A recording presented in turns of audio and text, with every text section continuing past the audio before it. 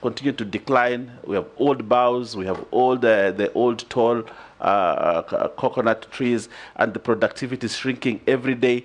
And yet we continue to import. We have the solution. The coast of Kenya and part of the eastern part can grow this macadamia and sim, sunflower, all those crops. And it made the people of the coast very rich, and the country got enough revenue. But they've been on the decline. And yet AFA, the department, the area of edible crops, is not doing much. Tell me, what kind of reforms will you bring to reduce the imports on edible oil, both legislative and policy, and also increase the production of cashew nuts and coconuts so that we can cut down on the budget on oil crops? Secondly, Honorable Speaker, ADC is Agricultural Development Corporation, which is supposed to help the agriculture department. And one of the things that ADC did was to have enough land set aside. I had the question on now we are moving to settlement, and but ADC has swathes of land. But what has happened for many years, there has not been any protection on this. They've been divided, they've been given out. I know even the ADC in Malindi, they have a huge farm in Malindi, but now they're actually renting their own farm because people grabbed it. Now the land they own, they are actually paying rent on. In terms of policy and legislation, what are you going to do to protect ADC and actually spur the productivity of ADC to ensure that as a country we still anchor ourselves in agriculture, and from agriculture to manufacturing and to jobs? I thank you. Robert. Thank you, Mr. Speaker. The nominee has come out as very brave because there's one answer he gave. I was very impressed when you said that you're willing to even advise in correcting the mess in state departments in the ministry. When you said that you feel that irrigation is misplaced and you will fight for it, that means you're a brave man. Now, I want to just point out two things. One which was raised by Honorable Naisula on the issue of Botswana, which actually exports 95% of its beef products to countries like Norway and the United Arab Emirates.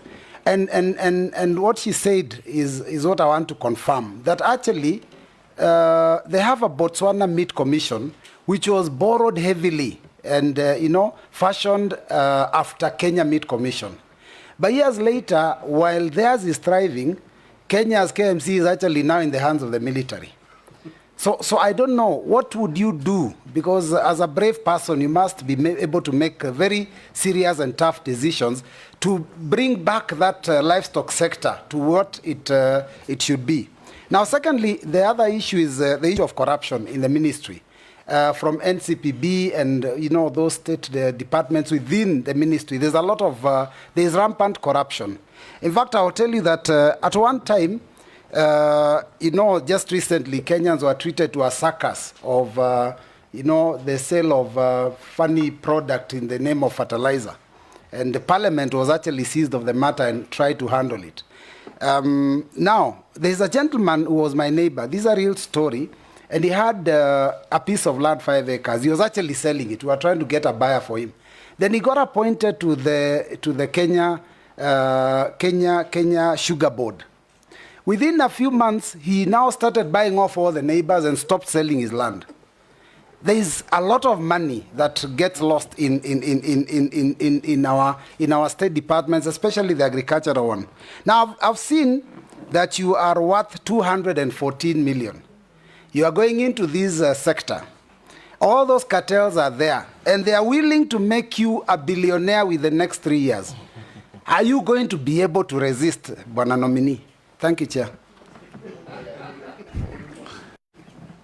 Yes, Dr. Karanja.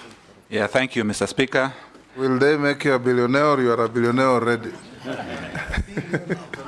Thank you, Mr. Speaker. Thank you, Honorable Owen Bayer, for your question about this issue about edible oils. Yes, this is a classical case of we need to do import substitution.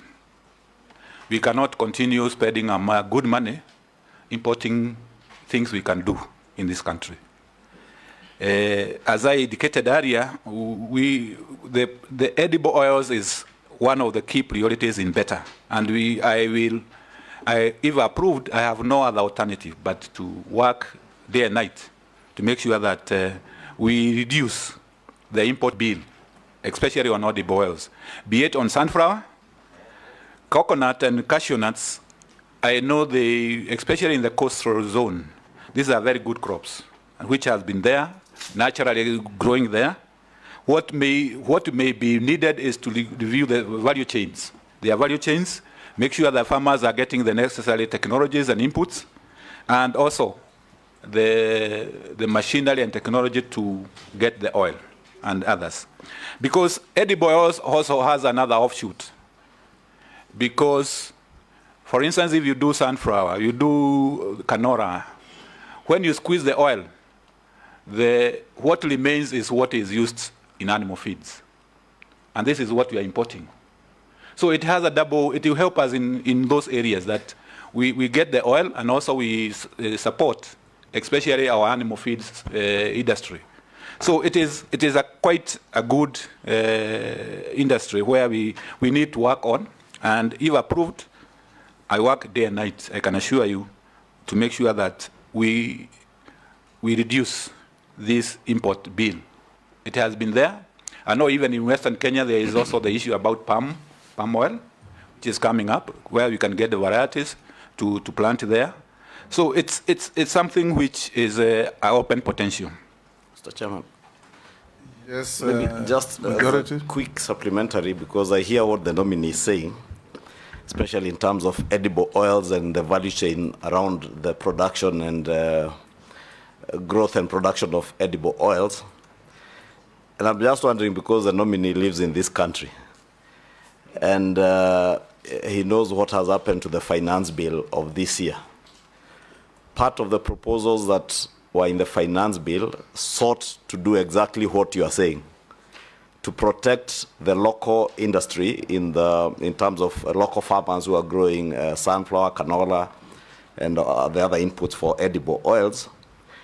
And we sought to increase excise and import duty on imported edible oils so that we protect these local farmers and grow our own local industry for the production of edible oils, to do exactly what you are saying. Now, my question is, considering that Kenyans have told us they do not want us to increase import duty or excise duty on imported products, what other measures would you take or what non-tariff interventions would you have to ensure that we protect these local farmers, grow our own local industries, and at the same time do what Kenyans are asking us, not to increase access on the imported products? Or when you speak about import substitution, my understanding of import substitution, and I'm certain being a development economist, you know import substitution will mean that we produce locally.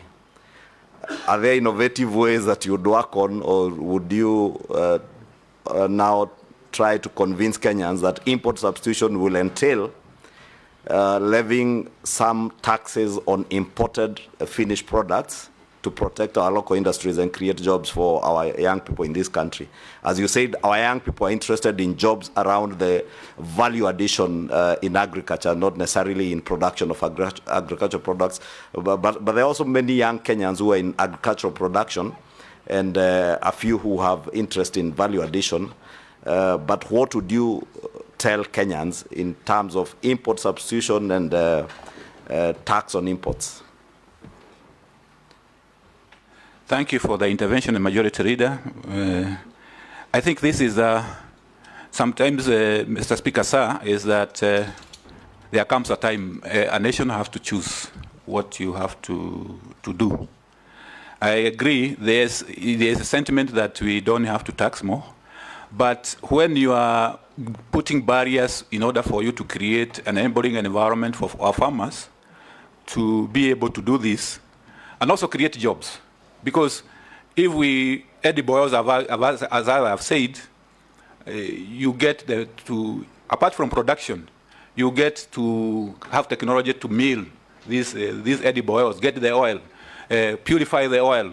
That creates a lot of jobs. It creates a lot of jobs in livestock sector and other areas. So I would go both ways. Try to, if I'm approved, try to get interventions which will help the farmers do whatever they are supposed to do. For instance, subsidizing some of the inputs so that they are able to grow more and develop the necessary technologies and adopt the necessary technologies. But I would also like to convince Kenyans that this is something which we need to do. Get those taxes, create some barriers, so that our industry, especially for oil, these imports, substitution, we get it right. Because we should not be, every import is a job exported. So we need also to have, we cannot have our cake and eat it at the same time. Speaker, before the nominee moves to my next question on ADC, Yes. Don't you think that the problem why everybody wants to import edible oil is because there are cartels that make a lot of money? That, you know, if you create an enabling environment to generate edible oil locally, you're actually killing other people's businesses. Companies, you know, we used to have a lot, the Shah companies that used to do a lot of manufacturing of edible oil in the country. We have a company in Mombasa. You know, they're closing down because there are cartels in this country that are hell-bent to ensure that they continue to import edible oil because it's big money. Okay, so how are you going to, I know you've come out very strong.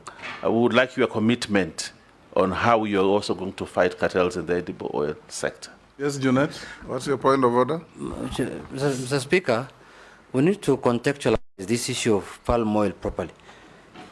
I wanted to ask the nominee that as we speak now, close to 90% of Kenyans use products of palm oil, imported palm oil, as cooking oil. 90% as we speak now. Now, we can only get rid of it when we develop the other products, the sunflower and what is the other thing? Canola and other things.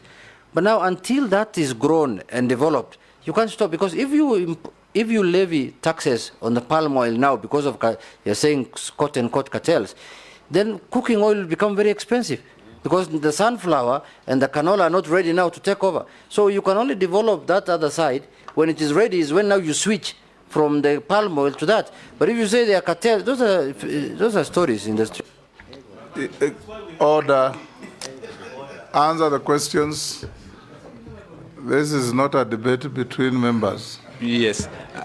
Yes, thank you, Mr. Speaker. Thank you, honorable members, Junet and Owen, for your interventions. I think this shows a question pending on ADC. Yes. And the dismantling cartels. Yes. Yes. Okay. Thank you, Mr. Speaker. I think this shows you the robustness of this debate, that we need to deal with the two sides. I agree 100% with what Honorable Junet is saying, that we need, in terms of timing, we need to, when we are phasing out the imports, we are coming in with strongly on the locally. So that is a matter of timing. That is a matter of timing, but we need to yeah. Thank you. So I think that's one issue which I would definitely, if I'm approved, I would look at it and see the switching, the timing. If I go back to Honorable Baya, there was issue about ADC. ADC used to be a very prime parastatal government agency, where we used to get even planting materials. We used to get, for instance, even livestock, Mutara Ranch, the rest. But it has gone down. I don't know, I will have to, when I get, if I get approval, I have to make sure that I visit them, I know what is aiding them.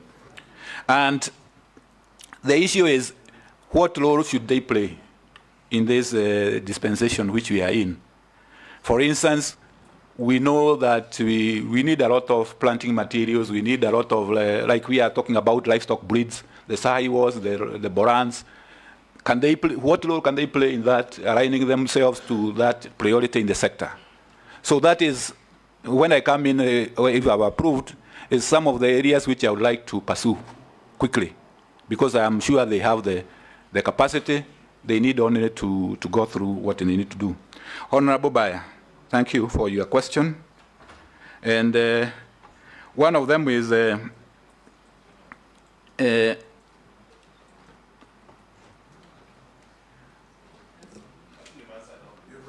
oh yeah, most of them I'm answered.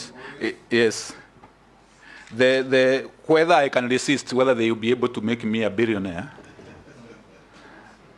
I come, Mr. Speaker and honorable members, I come from a point of one of my clear areas which I am saying is non-negotiable is that is issues to do with accountability and being able to stand for what is public good.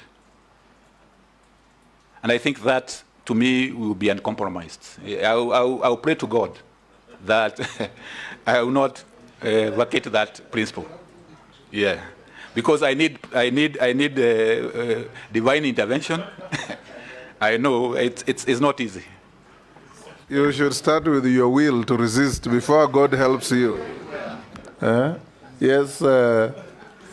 I'm wondering, because he's saying he's going to pray. Are you going to pray so that you are not a billionaire? Because the question was, are you going to resist those cartels? You will pray to God to give him courage to resist. Yeah, Mr. Yes, Mule. Yeah. Yes. Thank you very much, Mr. Speaker. Dr. Karanja, I have no doubt in my mind you know exactly what entails in the entire agriculture and livestock sector. And as members of parliament, we are here to hear you and your suitability. And I know we are live to the entire public, and quite a number of Kenyans are watching. And I want to get a feedback after this from the mama mboga, the tea farmer, the coffee farmer, the sugar farmer, whereby you tell them on their face on the actual policies you are going to do. And I'll give you two scenarios. The first scenario is that we have a crisis at the tea sector, whereby 32 billion shillings worth of tea is unsold at the Mombasa auction, whereby it will enter and hamper the payouts to the farmers at the tea sector. As we speak, the mama mboga at the market right now, who expect to get tomatoes from the local farmers and come and resell to make little money, the entire market as we speak today, Korokosho, Kibera, Kamukunji, any market, it's flooded with tomatoes. It's flooded with sukuma wiki. It's flooded with onions. It's flooded with cabbage from within the country and our neighbors. How will you handle the imports from our local neighbors to safeguard our local farmers who have gone a serious challenge to produce, and a mama mboga who is waiting for the same produce at Korogosho market, yet a truck has come from a neighboring country, I don't want to name any, and has already delivered the same produce, reducing the price of tomatoes from 3,000, as we speak this morning. This is a reality. 3,500 per crate to 700 shillings. The farmer is losing because he can't get his input on the produce, and the mama mboga cannot get an extra coin as expected. The coffee industry, the farmers at this right time, most of them are picking up coffee, taking them to the factories. They are not very sure. They have spent substantial amount of money to produce that coffee. They are not very sure of the market of their coffee if they are selling it. As a cabinet secretary for nominee for agriculture, if, and I use the word if carefully, approved, what did you tell that Kenyan? Don't tell us. We have seen your CV. Mama Boga has not seen your CV. We know your expertise from the document. Tell the real Kenyan down at the grassroots, what will you do as a minister for agriculture to protect them and add chain value for their produce and give them a hope? Thank you. Russell, just filter the, that was a long speech with one question. So, yes. Thank you very much, Honorable Speaker. Dr. Karanja, if you will be approved, you will run the largest ministry in government. That contributes almost 26% to the Kenyan GDP. That is how important that ministry is. Agriculture has a lot of distortion around the world. In America, they say 20% of the population feeds the other 80%. While in Kenya, they say that 20% is the land that is actually productive, while 80% is not useless, but a land that is there.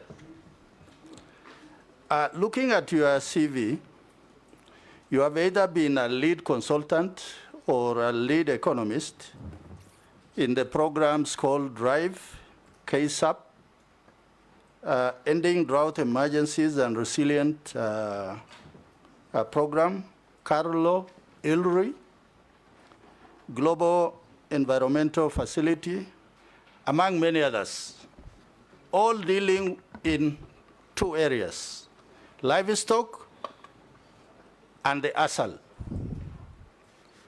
These programs are supported by either World Bank or the European Union.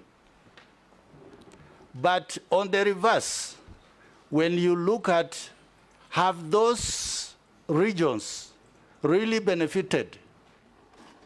Tell us one program that is successful to say that, yes, it has succeeded. Honorable colleagues have talked about irrigation. Year in, year out, for now, two governments, we are talking about Galana Kulalu.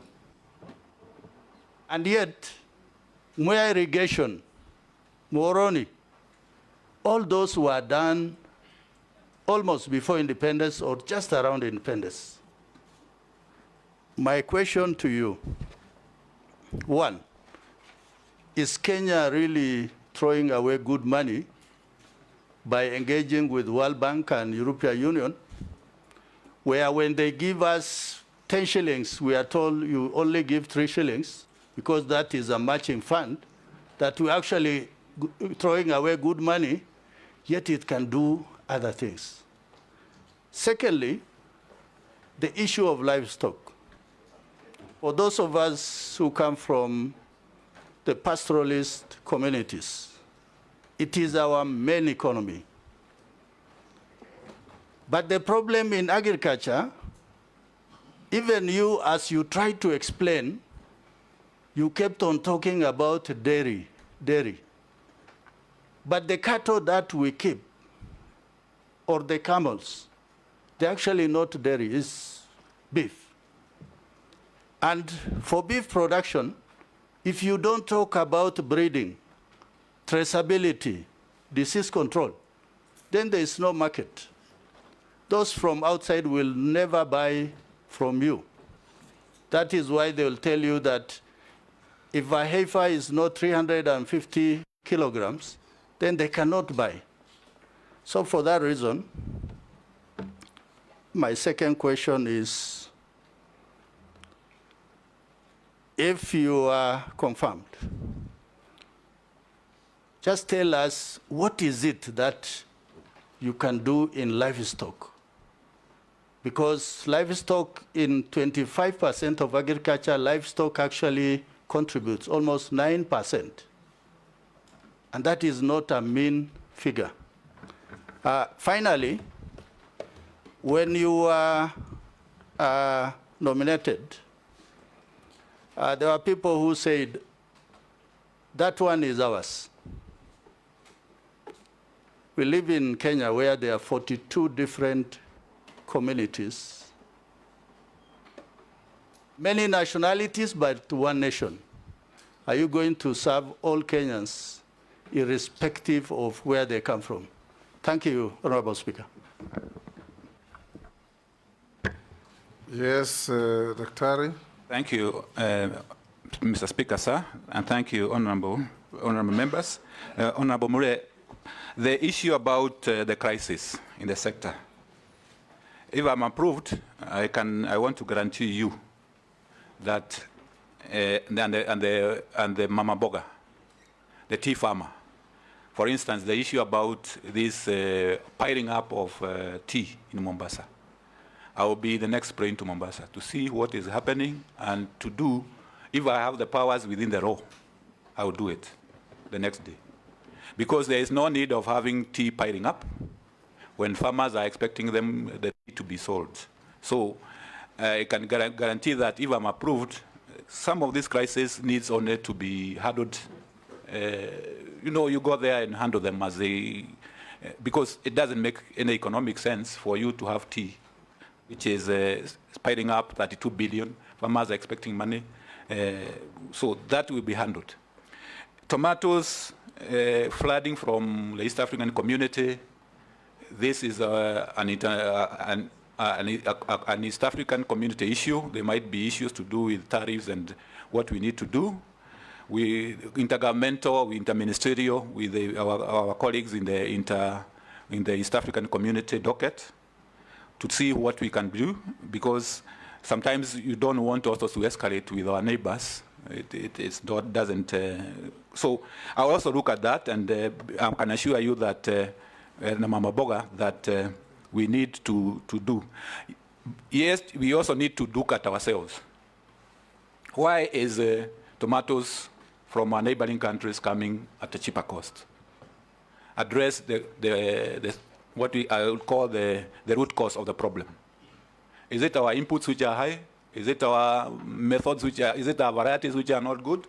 Because I'm not sure our neighboring countries are subsidizing their tomatoes. So there must be something they are doing we are not doing. And we need to look at that and address it so that in a sustainable way, because even if we put the barriers and then we are producing at 3,000 or 2,000, and they are producing at 2,000, always the market will always shift towards them. So we need also to look at that. Coffee industry. I will also look at the coffee farmer and tell them, we will finalize whatever reform. If I am approved, it's one of the areas which I have a comparative advantage, having worked in the coffee industry for long, and I know what is required to be done. The reforms which are remaining should be done so that the coffee farmer enjoys the whatever is supposed to be enjoyed. Then, Honorable Lasso, on the issue about interventions by our development partners and what they have been able to do. Yes, our development partners are important. On the brief which I got is that the sector, the Ministry of Agriculture and Livestock Development has a portfolio of almost 150 billion in terms of these projects. And they are good. They cover a wide area of intervention. His question was, are foreign-funded programs in the ministry sustainable? And if they are, can you tell him any success story? Is that your question? Okay. So they are successes, definitely. Our development partners have successes. For instance, as I mentioned earlier, if you go to some of the arid areas, you can see lifestyle changes. Pastoralists who are now conserving pasture. That is a lifestyle change, and it's coming out well. What I can promise you is that this also, I have a comparative advantage in this, is that I will engage the development partners so that we look at how can we align whatever they are doing in the sector with the priorities in the sector, because that is important. I know sometimes there is a mismatch, and they can be mismatched, but I'm sure we can be able to do that. Red meat. Daktari, the reason why I raised that question is because of where you are coming from. You still remain a consultant with World Bank, the European Union, and whatever global fund that is there, because you are on their list of those experts who are there. Those programs, when they are being implemented through NGOs, not communities, not leaders. So as leaders and people's representatives, we are seeing that Kenya is losing money, and that must stop. Mr. Speaker, sir, the point is well noted, and what I can promise the honourable member is that given my knowledge in that area, I will make sure that community involvement, and you know it's a constitutional requirement these days that we get participation and community involvement so that we maximize the benefits to the communities and where they're coming from, so that we don't just have a project or a program which is Nairobi-based. It should be coming from the grassroots. Livestock, yes. Speaker, if you allow me to interject, just on the matter of donor-funded programs, Honourable Nominee, you see, some of these donors come into this country and they become like a joke. And I'll explain to you. Haifa International is one of those big guys, and I can see they're back in Kenya. I saw them on TV yesterday. But Haifa International, so they tell you, you take people for training 3 weeks. My mother actually went for training for Haifa, you know, 3 weeks, and they're being trained every day. They leave everything else productively. They go and train. Then at the end of that training, they give them one goat, a goat, one, whose value, no, but they also do goats. It's just called Haifa, but they also goat. So they give them only one goat, and they continue to train them. A goat which is valued around 4,000 shillings, but they spend so much money that would have been more productive, but they end up with only one goat, and they're told you have to wait for it to give birth so that you give it to the neighbor. Then if that one gives birth, then it gives it to the neighbor, and they think that it's creating wealth. We need to stop to be a subsistent country. You only want people to subsist through donor funding instead of growing wealth. I don't know how you're going to bring this concept that we need to grow wealth in agriculture instead of agriculture for subsistence. Thank you. Point of order, Mr. Speaker. Honorable Speaker, I'm seeking your direction because a number of us have not gotten a chance to interrogate the nominee, but I can see a lot of interjection from the previous question. We are almost getting to you. Yes, but I just wanted the bad manners to stop because we also... Yes. Yeah, let it come. Order, Chair. Wait, I'm on the point of order, sir. I'm on the point of order. Let it become at the tail end after everybody has had an opportunity. But a correction, Bad an manners intervention is not bad manners. parliamentary. Can you withdraw that? Unparliamentary. Withdraw and apologize.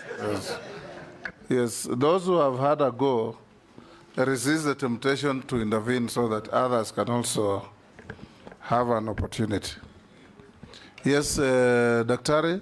Yes, thank you. So far, so good. Yeah, so far, so good. Thank you, Mr. Speaker. I think the point made by honorable members about the donors, that's why I said we need to realign with our priorities. That's the point. If we are talking about value chains, why should we be talking about other things? So I think that is, and if I am approved, is one of the areas which we will engage our development partners so that we align with our priorities, the government priorities and the community priorities, so that we move forward. Livestock, beef. Honorable Raso talked about livestock and lead meat. Yes, this is a very important. If I have created the impression that it is not, that I have not taken care of it, it is not intentional. Because red meat is actually one of the priority areas. And we have to deal with the issues which are making us not maximize, as I was saying, for instance, the weight, the breeds, disease control. so that this sector can be able to grow and be able to even actually export the animals and the meat. Serve all Kenyans. I want to say, Mr. Speaker, sir, and honorable members, I'm a Kenyan and I will serve all Kenyans. I don't have to be beholden by any maybe where I come from. I will serve all Kenyans. Agriculture is widespread. It comes from the coast to the shores of Lake Victoria, western, eastern. Anywhere you go, it's agriculture and livestock development. So I have to serve all Kenyans. Sharia. Thank you, Mr. Speaker. I just want to do a follow-up on this issue of the donor-funded and the World Bank. But mine is coming from a different angle, and most of these projects that are done through the World Bank, they normally tend to collapse at the end of the program and often add the debt burden to our country. How are you going to ensure that these World Bank donor-funded programs and projects and address the fundamental development issues in the country to ensure value for citizens who have to repay or carry the debt burden of the nation? Question number 2. Pastoralism, as you said, is a key economic activity in ASAL, areas covering about 80% of Kenya and supporting 1/3 of the population, and holds 70% of the national livestock, faces significant challenges. How do you plan to address, or what measures would you put in place to improve productivity in this sector if approved? I thank you, Honorable Speaker. Let's take Honorable Mishi Mbogo. Yeah, thank you, Honorable Chairman. Honorable Chairman, the talk of the day is about fake fertilizer, but you are forgetting that we also had fake sugar, or rather poisonous sugar. I remember during the last regime, there was the scandal on poisonous sugar, whereby a large consignment of sugar found its way into Kenya and in several godowns. Our question is, what is the safety of Kenyans in terms of consuming poisonous food products such as sugar? And Honorable Chairman, I know these people are cartels, and they're the same cartels who are sabotaging revival of sugar industry. So when you are confirmed to this docket, how are you going to deal with the sugar cartel? Because this sugar cartel is big, and these people, they have what we call godfathers. They are protected godfathers. And that is why today the sugar industry is not doing very well the way it's supposed to do. We need to do some intervention on that, and let Kenyans hear what you're going to do. My second question, Honorable Chairman, it is about how do we improve in terms of agriculture. I'm looking at the challenges, and one of the challenges is about land. But today, we have vast land in northern, eastern, or rather, ASAL areas. I'm wondering why, for many years, over 50 years from independence, that up to today, we have not done intervention in terms of having new agricultural technologies. We can maybe borrow from countries like Israel, where a bigger part of it is desert, and yet today is a big exporter of fresh produce. What intervention or what measures do you have in place to ensure, as a way forward, we are going to utilize the vast land in northeastern, or rather ASAL areas, so that we are food sufficient in this country? This narrative of saying each and every time that we need to be food sufficient, and yet there are no intervention done. Today, in the same areas, we can have flood, and there's a lot of water, but do we harvest that water? In Tana River today, we have floods. In Budalangi, we have flood, but again, we'll have drought. So how are we balancing that to ensure that we are food sufficient in this country? I thank you, Honorable Chairman.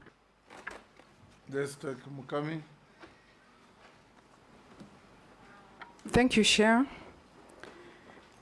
Our nominee, my question is regarding new KCC.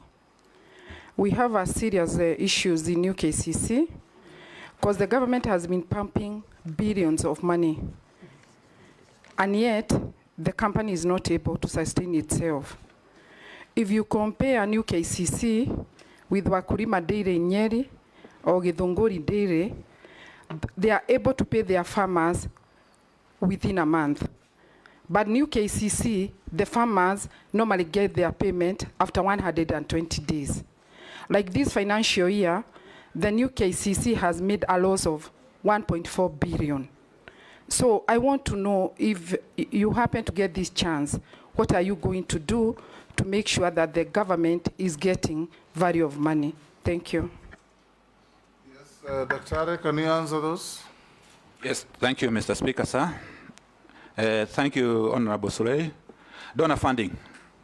I think the big issue here is about sustainability, because when they come, the donor, the World Bank, and other donors come and they do a project, then they leave, then you are left with no sustainability. And one of the reasons why there is no sustainability is because how can you ensure sustainability? If you ask, I'll do that. I would say that one is to have institutions and empowerment of institutions, like especially the communities. For instance, you do a water project, an irrigation project. If you don't empower the community to take care of that irrigation project, it will collapse. It will collapse. So we need to inculcate the issue about community participation so that communities are able to participate. Counties are the custodians of communities, especially down there. But most of the time you find a project which comes and the county is not quite engaged. So if I get the nomination, is to ensure that all programs which are coming and being designed, they have sustainability becomes a key plank of them. How do they sustain whatever they are doing? Be it because one of the sustainability is to ensure that whatever you are doing can be economically viable, that you can continue as a, but the others is to the communities, is through counties. Make sure that the counties and the communities have the capacity to take care of what has been invested on. Livestock productivity, I'm sure we have talked about this in terms of making sure that the breeds are there. Disease control is well taken care of. And when I talk about livestock here, I'm talking about both sides, the dairy side and the red meat, especially in the assals. So that, and I talked about even the feed rots, so that you intervene and make sure that we have the right weights for export. Honorable Missy, fake fertilizer, sugar, cartel. When you look at the sugar industry, it has been, we have a deficit of sugar, and that's why the problem starts. We have a big deficit of sugar, ranging, depending on the production, ranging from 300 to 500 metric tons. And this is a lot of sugar, which have to be imported through the COMESA and the other safeguards which are there.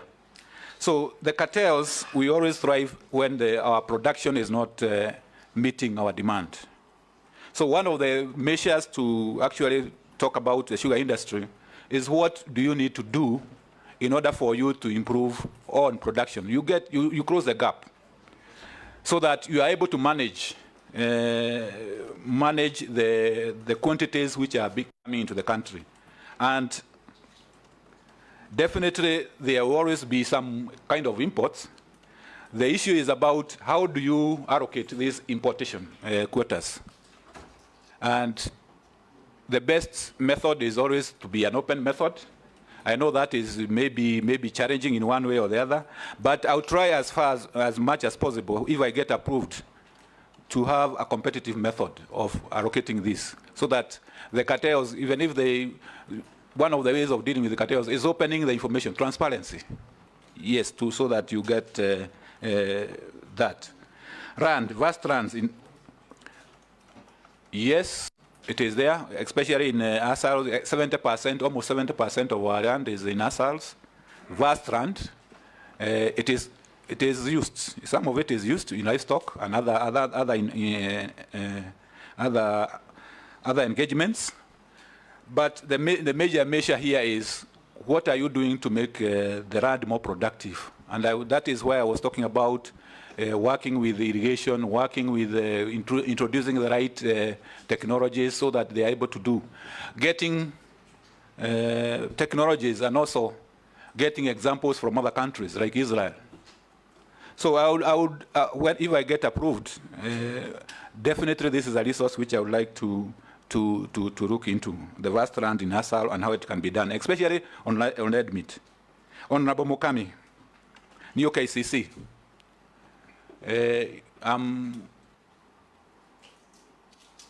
New KCC happened to be in cooperatives because these are cooperative, and what I can say, it affects agriculture because the farmers are daily farmers.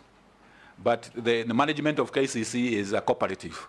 So what I can say is that I engage and very severely on that with my counterpart in cooperatives to look at ways of making sure those issues, management issues, are sorted out, especially farmer payments, because you cannot have payments which are delayed for 6 months, while others are getting, like Wakulima and Kidongoli and others are paying on time. So this is one of the interministerial collaboration which I have to seek if I get approved.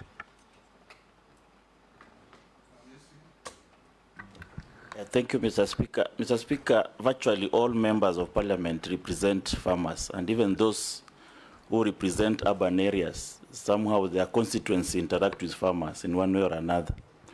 And Mr. Speaker, I want to give you, because I come from a constituency that is taught as the bread basket of the Republic, though there's no bread in the basket, but it's the most highly agricultural constituencies and arable land.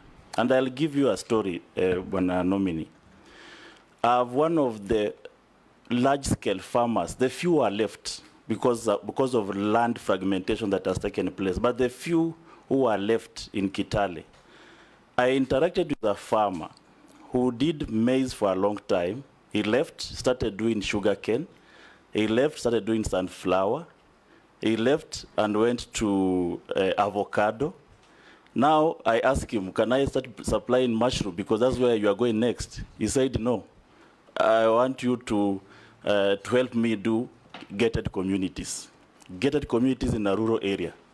It's basically people are running away from agriculture. And Mr. Speaker, this is a topic that is so dear because it is directly to the lives of the people. There are success stories across the world. Brazil has done very well in value addition.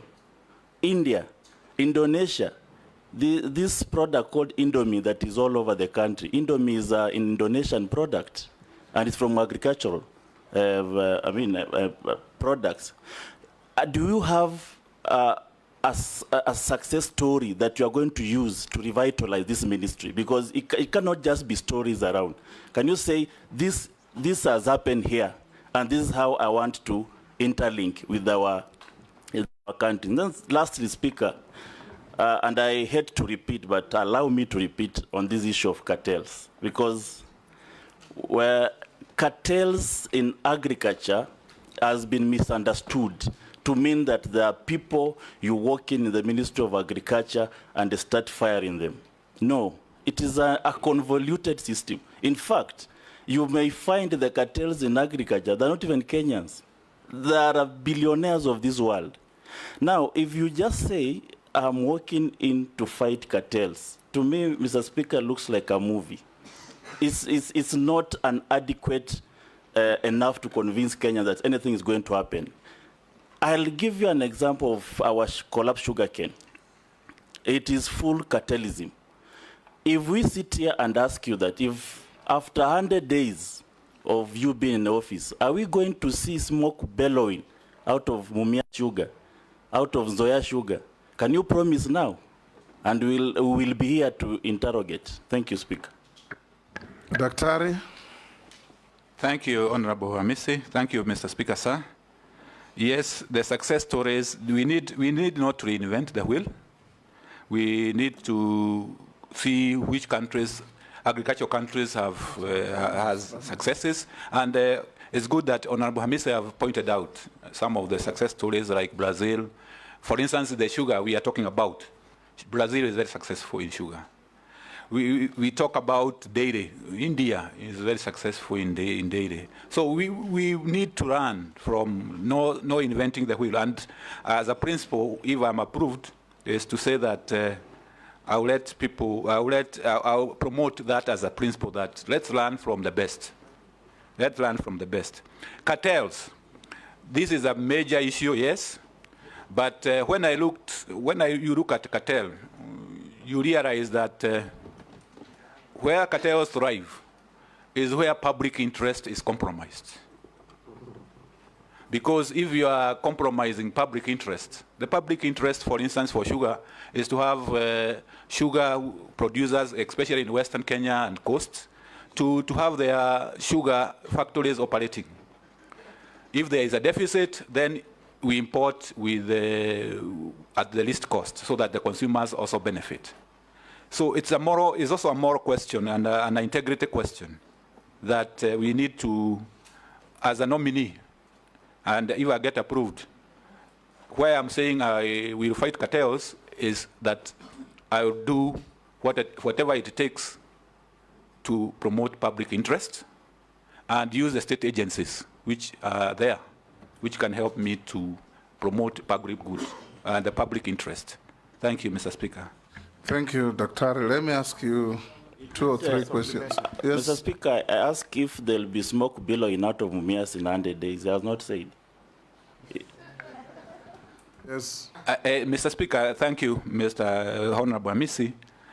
I know there is a program for leasing for those factories which is ongoing, which has been initiated. And I know there's a process. I have to check what stage they are in. Sugar is one of the major subsectors. We will look at it and see how we can move it very fast forward.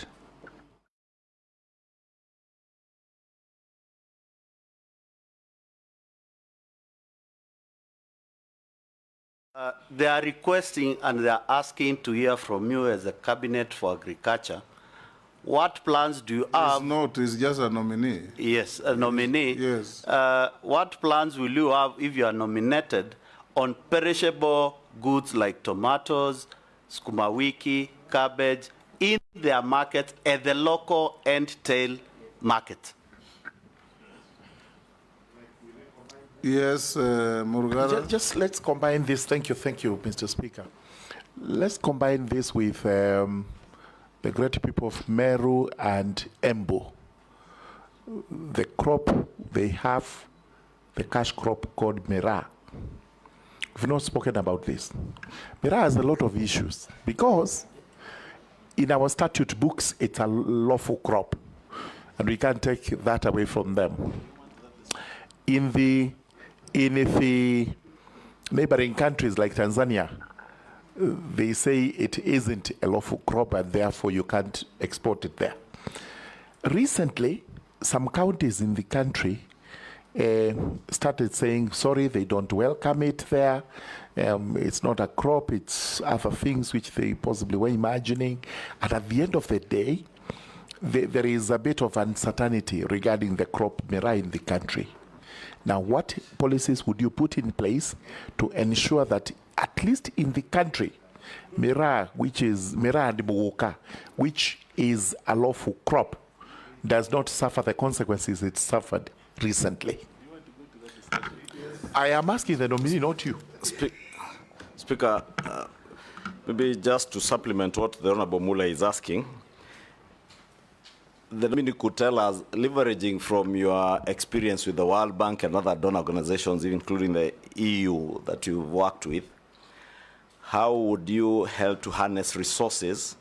Because what Honorable Mula is asking is critical. I know government, through the markets that are being developed, they have cold storage facilities for dealing with the perishable products like the tomatoes Honorable Mula is asking.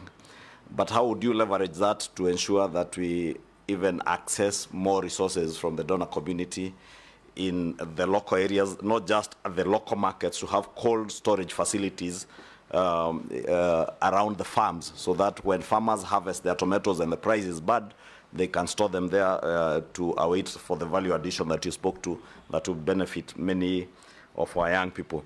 But also you mentioned something that you worked on livestock insurance. I don't know whether you said you did that working with the EU or with the World Bank. And the president has already considered to the country one of the problems that his former cabinet had was a failure in communication. I don't know what you will do as, if approved as a cabinet secretary, to ensure that there is proper communication to Kenyans on that livestock insurance that you worked on in your consultancy life, to increase the uptake of this livestock insurance, because the uptake is still very low. Many farmers still lose their livestock during the drought and floods, but they don't know that there is such a product. And what would you do to communicate better to ensure there is better uptake of that product around the country?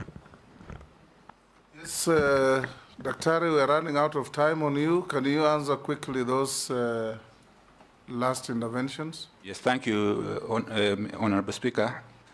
On perishability, I think the leader of majority has helped in that, saying that yes, there are programs which are run on markets. Definitely, we at the value chains, as we look at the value chains, definitely one of the interventions is to make sure that we minimize the post-harvest losses, because that is cuts across the board, tomatoes and perishables and even other crops. So minimizing post-harvest losses is a part of food security, because why do you spend a lot of money and time and then you lose it along the chain? So we will look at the programs which can be able to help with with the issues to do with the perishables. Mera Mogoka, I know there is a problem, there is an issue between the producing counties and the consuming counties. And what can happen? Yes, this one is a big issue, and as the incoming, if I'm approved, is the issue is about dialogue. The two sides have to sit down and see how best to sort it out.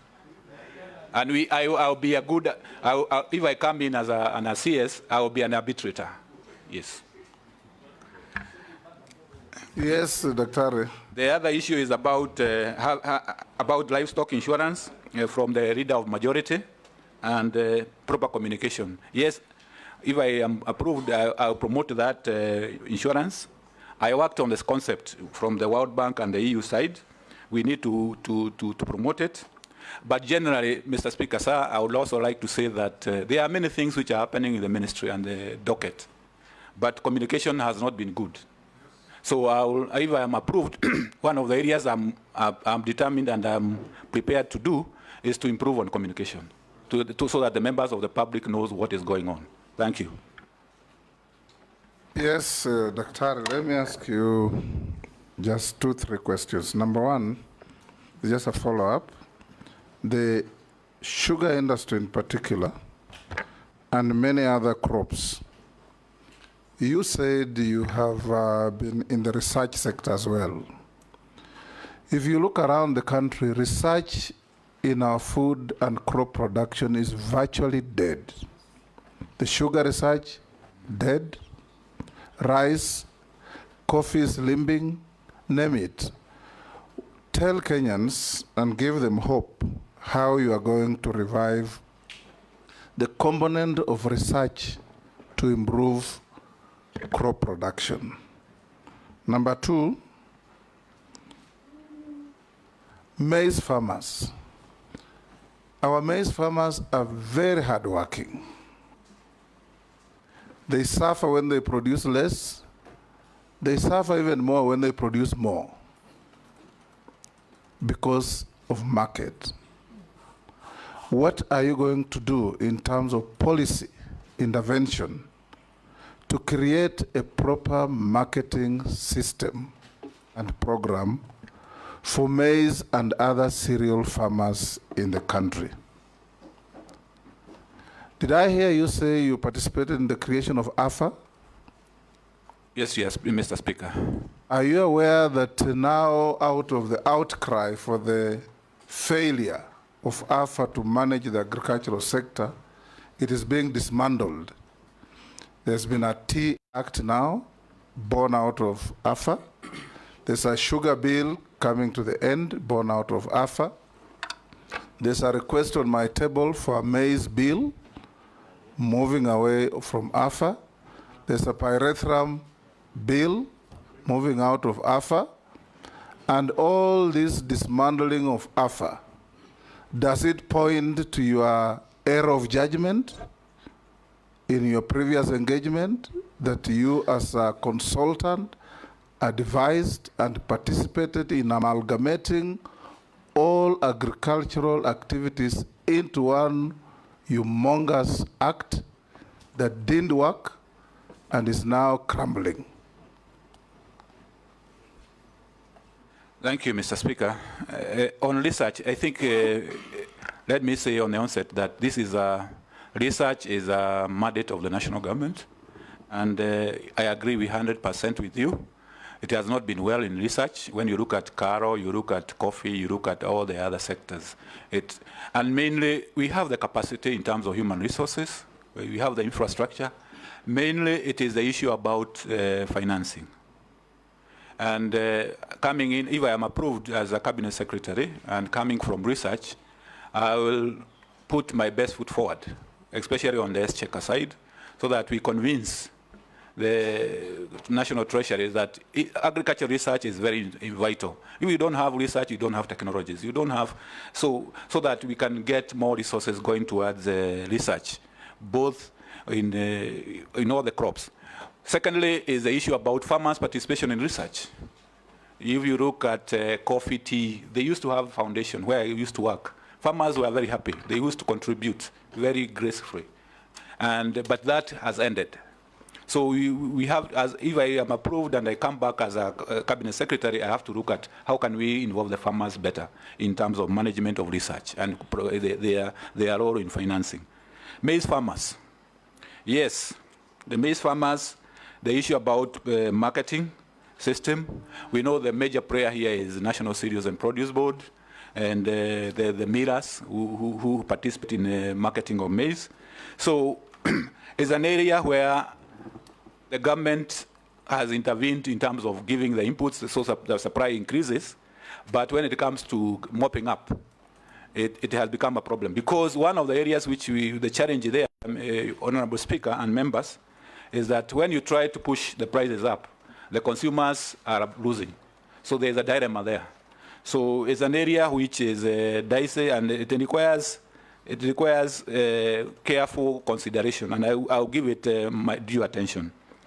In terms of AFA, the original principle was okay, in that you try to, just like we have in energy, we have an energy regulatory authority.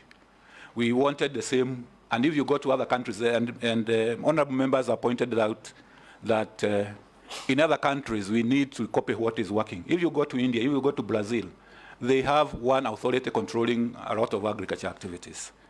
What is, and I'm convinced is, one of the issues which came through is the way it was amalgamated, the way it was structured, and the way it came out in that we were not able to give due attention to all the commodities as they were supposed to be. The original idea was okay. It is the execution part which was challenging. And that is why you are finding everybody wanting to go back because to their own original arrangements. Because in principle, honorable members, Mr. Speaker and honorable members, you'd agree with me, it is more efficient to have one organization where you can have common services. But the feeling of the various stakeholders in various commodities is that they won't go back. Why do you think it didn't work? And what are you going to do about it? Well, it didn't work because the issues coming from various commodities, for instance, coffee, tea, amalgamation of other like sugar. We brought different commodities, different subsectors at different levels and there was no effort made to make sure that they are entering at almost at par. So, be it as may, if I'm approved, is to look at what is going on, to see what the stakeholders are saying, because we have to go with the stakeholders. If they say today we want tea, you cannot force them on alpha. Thank you. Thank you. Yes, Junet. Speaker, this is what one of the public members is saying. Dr. Andrew Mwihia Karanja, Ministry of Agriculture, CS nominee, says that we will always have sugar deficit, always. Isn't there a government policy that will become we become self-sufficient across all sectors in agriculture? How can Eswatini, former Swaziland, which is smaller than Elgeyo Marakwet County, be one of the biggest sugar exporters in the world? Asian countries like Vietnam never had coffee, yet it's now one of the biggest coffee exporters in the world. Thailand took palm trees from Nigeria and is now one of the biggest palm tree producers in the world. Problem of Kenya is total absence of initiative to change the status quo. Why then be a Minister of Agriculture if you believe that you will always be importers of sugar? And the rest I don't want to say. Then he said, he told you, how can he actually say we will always be sugar importers?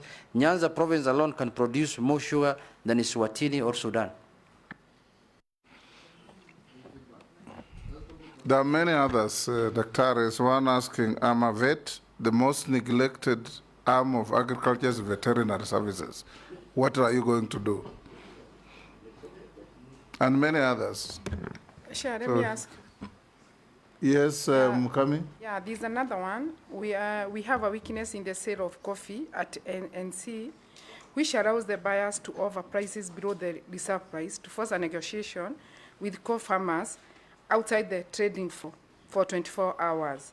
These are practiced every auction day. What are you going to do about it? You can respond to those. Thank you, Mr. Speaker, sir. Honorable Junet is to say, if I implied that we always have a deficit, that is not my intention. I was saying maybe for now, the situation we are in now is we have a deficit. But going forward, definitely, we will put measures to improve on productivity, the reforms in the sugar sector, which are undertaken, so that we become self-sufficient. I'm sure we can be able to get self-sufficiency. So if it was construed like that, then that is not what I meant. The issue about the coffee, the cartels, and the colluding in prices. You already said you'll dismantle them. Yeah, I'll dismantle them. Yes. And improve on the veterinary. The veterinary, yes, it is. I know I was briefed that Mr. Speaker, sir, that they are registered at many legal instruments. So we are going to, if I am approved, we are going to work with them to see that because they are very critical. Veterinary service is very critical, especially on the livestock side.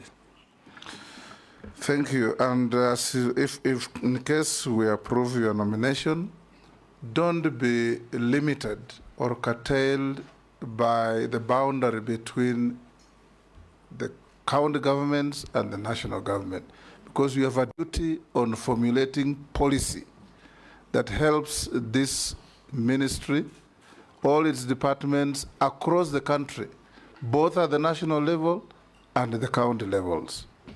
I'll ask you a few minor questions, but none the less important. Dr. Karanja, have you ever been adversely mentioned in any integrity-related report? No, Mr. Speaker, sir. There is a man, Olonyango, who has written saying your conduct and integrity as a nominee is not good because you have faced one or multiple allegations of unethical behavior and participation in corrupt and illegal activities. Is it true? Not he has true. provided no evidence, but that's what he says. That is not true, Mr. Speaker, sir, because yes. I have never participated in that kind of activity. Do you hold any leadership position in any political party? No, Mr. Speaker, sir. Within Kenya? No, Mr. Speaker, sir. What is your net worth? My net worth is 214 million shillings. Yes, made out of? Made up of my residence, my family residences. We have apartments. I have vehicles. We have plots and land. I have deposits in a bank account. Okay.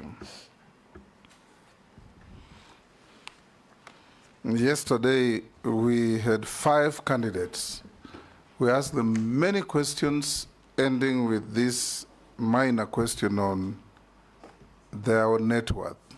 But the media only picked the net worth and forgot everything else. We want the media to be fair to both the candidates for appointment and the committee, because we are not here to evaluate the wealth of candidates. We are evaluating their suitability to hold public office to which they are nominated.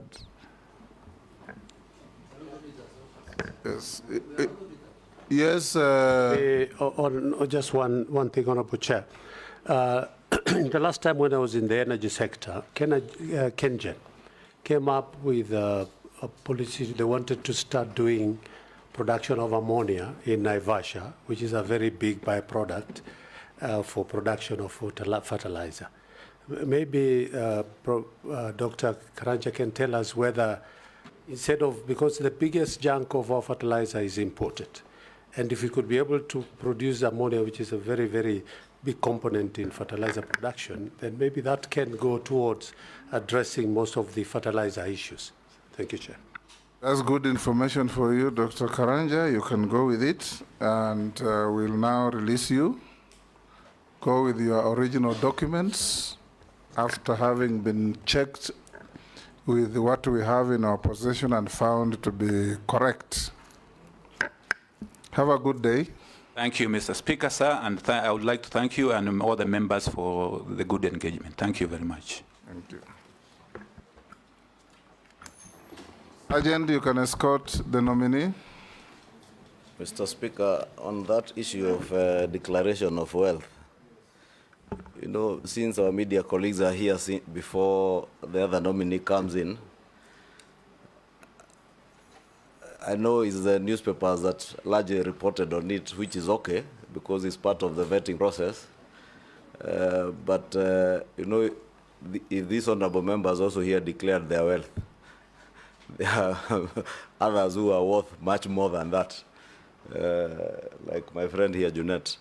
I know if he was to declare his wealth, having been a member of parliament and a businessman of many years. Mr. Speaker, that is being malicious, Mr. Speaker. And he has been sent to finish me. Yeah, I don't know about you.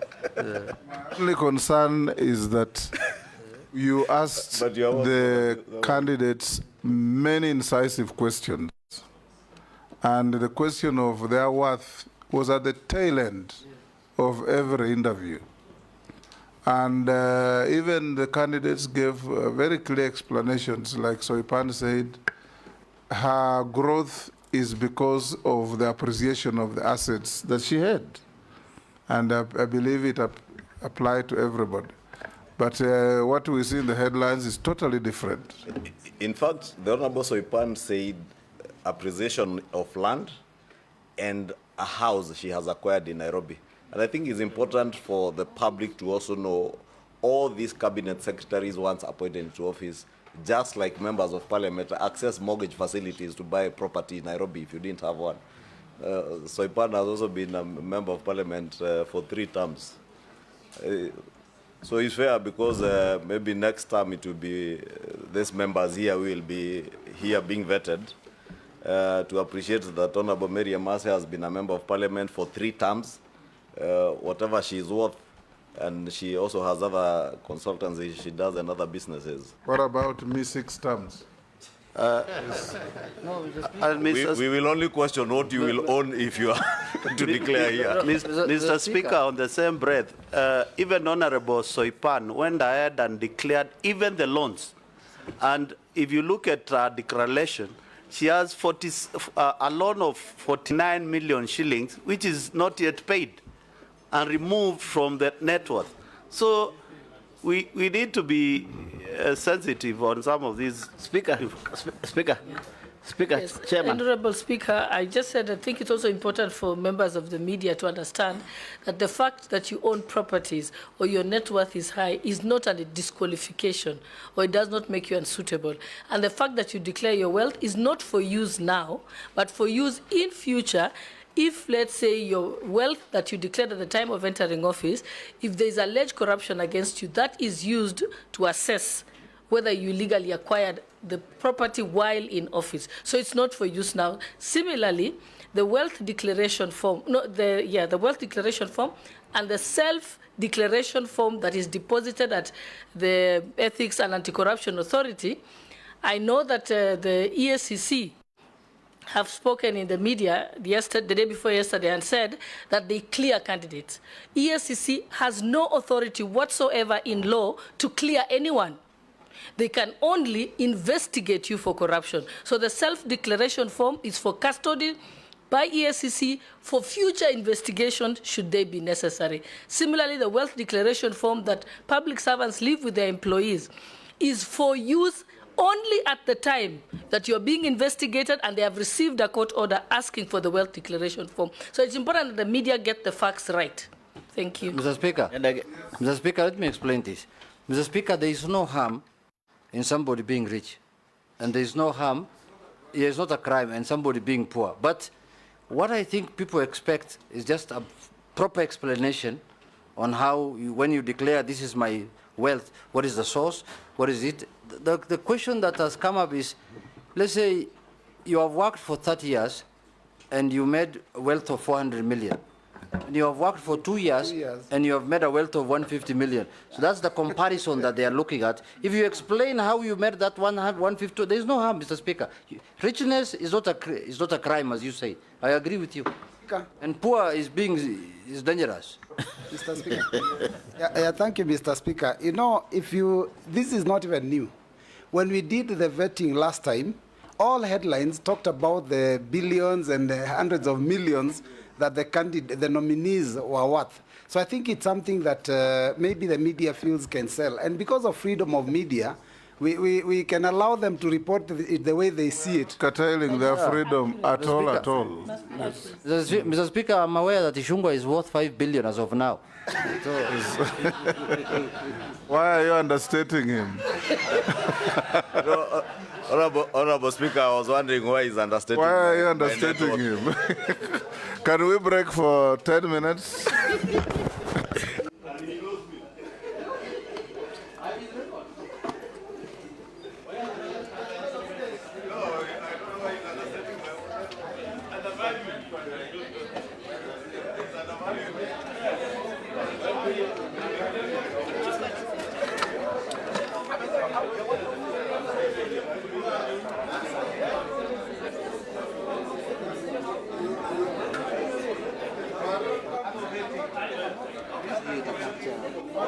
I will